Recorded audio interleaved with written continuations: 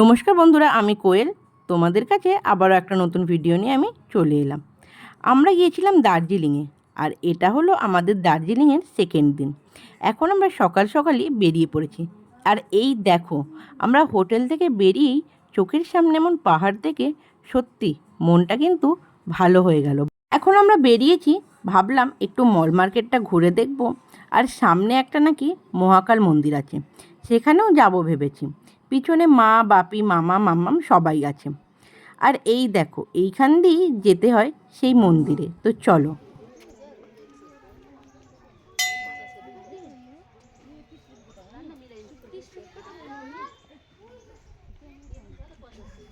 এখানকার রাস্তাগুলোতে হাঁটতে সত্যি আমাদের খুবই অসুবিধা হয়।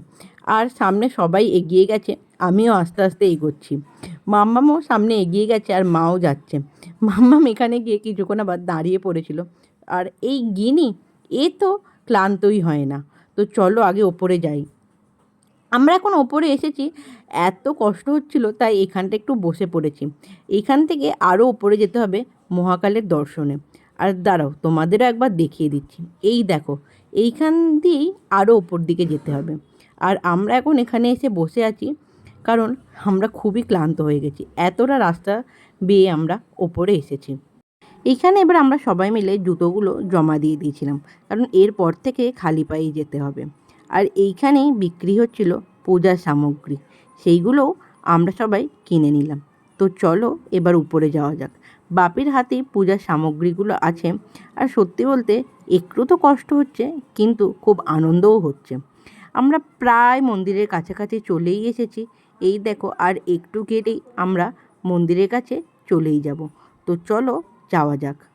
সামনে ছিল একটা কালী মায়ের মন্দির, সেটাও আমরা দর্শন করে নিলাম। এরপরই আমরা সামনের দিকে এগিয়ে যাচ্ছি, কারণ সামনেই ছিল মহাকালের মন্দির। মারাও উঠে গেছে। আর এই দেখো, এই হচ্ছে বাবা মহাকাল। আমরা সবাই মিলে দর্শনও করে নিলাম, আর বাপি পূজাও দিয়ে দিল। এখন মামার পূজা দেওয়া হয়ে গেছে, এবার বাপিও পূজা দিল। আর আমরা ঠাকুরের টিপ কপালে ঠেকিয়ে নিলাম। এই দেখো, টিপটা আমার বড্ডই উঁচুতে দিয়ে দিয়েছিল। ঠিক আছে, কোনো ব্যাপার না। আর তোমাদেরকেও আশেপাশটাও আমি ঘুরিয়ে দেখাচ্ছি। আর এই দেখো, এখানে কত প্রদীপ, আমার দেখে খুবই ভালো লাগলো, তাই ভাবলাম তোমাদের সাথেও শেয়ার করি।